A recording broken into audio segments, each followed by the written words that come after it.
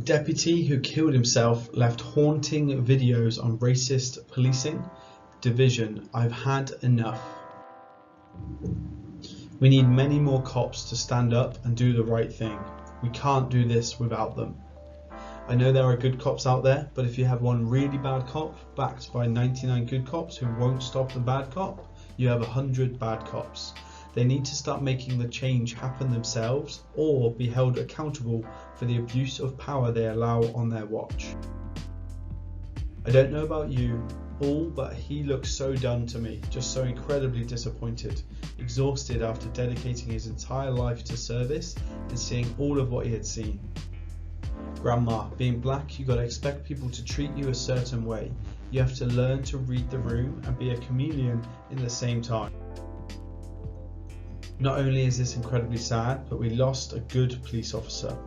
And it should be pretty clear to anyone paying attention at this point that we need all the good ones we can get. And yet, people think there isn't a racism or brutality problem within our police forces. The most tragic thing about this is that a genuinely good man took his own life because he believed he couldn't help anyone anymore, while genuinely evil people continue to live because they're in complete denial of the harm they do to people and the world around them every day. Why aren't any of the major news outlets covering this? I feel like people should know about his protest/suicide. There are a lot of issues packed in that one action and they deserve to be explored. At the same, we can talk about alternatives to suicide. There are a lot of people out there that could use a nudge towards getting help. Maybe this is it. Anyone remember the black police officer who worked for the LAPD? He went AWOL because of racism in the company. Also created a manifesto suggesting that he wants revenge on all of the officers and was on the run for weeks. 8 years to the day of Chris Dorner. Wild. I hate that the police officer who responded to it suggested that the real issue was a lack of mental health support in policing, and not the bigger issue with the deputy killed himself over, the complete lack of accountability for police. I know 3 people that became cops, 2 left the force entirely because of racism. The other had to change precincts because of racism. He's still a cop, but he's now a raging asshole who lost his wife within 2 years of becoming a cop. I wish he'd gotten into local/state politics instead of committing suicide. It would still be an uphill battle, but he'd have the inside knowledge, insight and compassion to make a change. For all the folks saying it's just a few bad apples, whenever we hear of a new case of police getting away with murder, this is what happens to good cops. They get chewed up and spit out and called weak or unstable or liars. American policing is cancer. Police kill innocent black officer by driving him to suicide. Police murder black man in his own home because they thought the house was theirs. Police raid incorrect house and kill a black woman in her own home. Police handcuff suicidal 9-year-old black girl and spray her eyes with pepper spray in the back of a squad car. Oh, but it's just the headlines making it seem like it's worse than it is. No, this is and always has been appalling and a national security issue. This is heartbreaking. He sounds like a great man. Racist policing claims yet another life. He did this in protest, so let's not have it be in vain. Spread his name and his story around. Let this be a catalyzing moment where action like the BLM movement are reinvigorated after an already exhausting uphill battle. Clyde Kerr III. Does anyone else have this feeling of absolute disdain, disappointment and sadness every day when something like this pops up? I mean, it really does feel like the US is falling apart more daily. We have to do better. But how do we foster positive change in systems that are so deep-seated in corruption? It feels insurmountable. This was an amazing read. People don't care about black pain and the mental toll policing takes on all black cops. If you've got time, ignore the jerk above me and have a peek into this deputy/essential worker/first responder's life. If you are one person stating that a system is terrible and abusive, you can be safely ignored, called crazy and a troublemaker. If you're 45% saying a system is terrible and abusive, you will have to fight together but can be pushed aside and dismissed as a group of troublemakers. If you are 75% stating a system is terrible and abusive, you can push the group that argues with you aside as troublemakers, as long as they are not the 25% in power.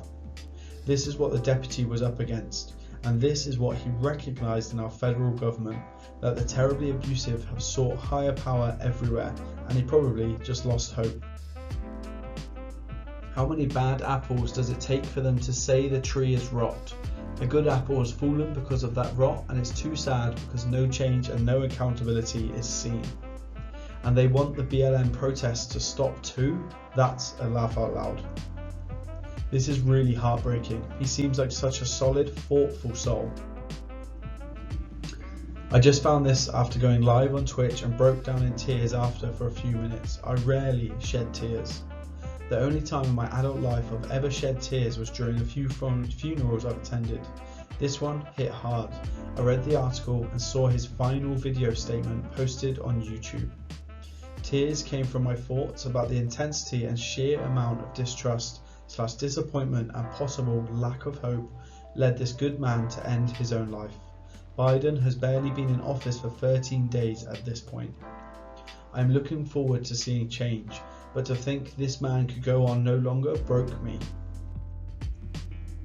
Everyone has a part to play, and this is mine. Those are some chilling words. Play your part, guys.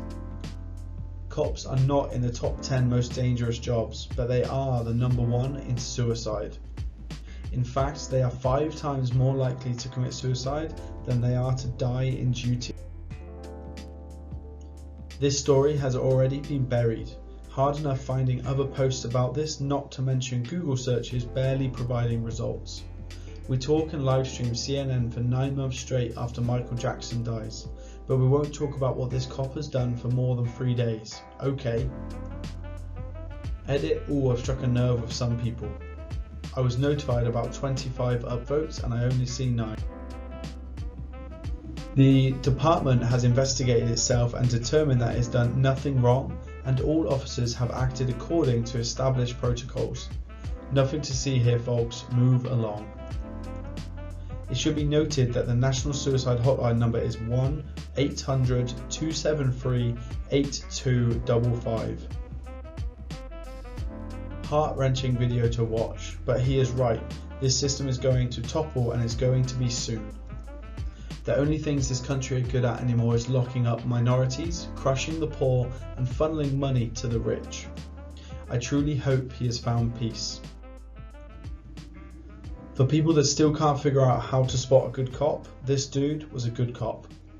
And he felt overwhelmed by the injustice and corruption all around him on a daily. And people still believe the majority are good cops. This is horrific and sad that an officer that was actually worth his weight in salt gave up because of a system that just doesn't work anymore.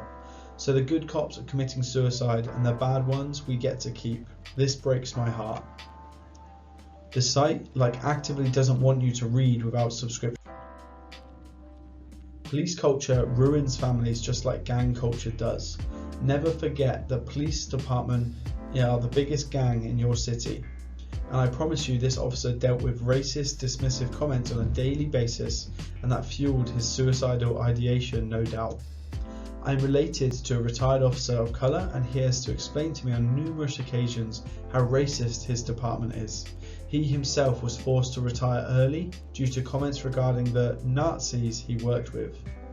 His department's SWAT team even worked white supremacist symbols into their department merchandise.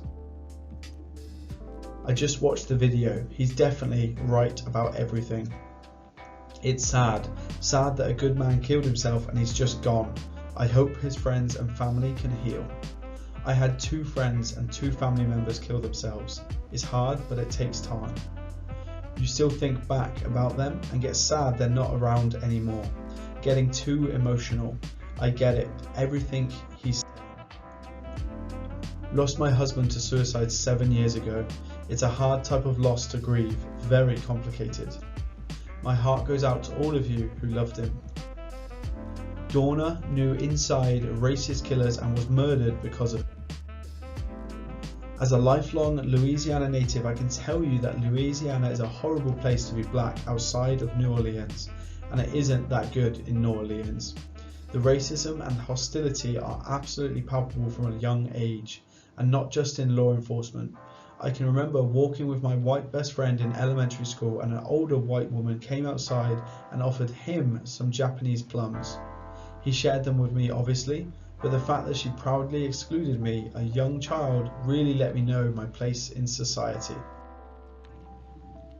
Well, so much for changing it from the inside. Current, former and retired me personnel say the same thing. Incredibly sad moment for Lafayette. We deserve better, and Kerr demanded it. I'm not a religious person, but I pray that he found the peace he was searching for. This is my hometown, and I have no idea how they're going to react to this. It may get swept under the rug due to the mayor. Luckily, this story made this page so everyone can see the dark parts of this happy town. This was the type of person you wanted on the force. I hope this becomes as powerful as this man wanted. I hope it's held up as an example, as proof of the disparity between our perception and reality. He should not fall in vain. His choice was clear and tragic. What else could someone do? I don't applaud suicide. However, here we are, a man, a crisis of conscience among other things. This was his last great effort to inform and change. Do not let it fall upon deaf ears. I hope his statements of the need for policing to be overhauled aren't lost through all of this. It seems that mental health that was stigmatized and relegated back in the 80s is now becoming a national emergency. The pandemic, or just 2020, has brought it all to the surface.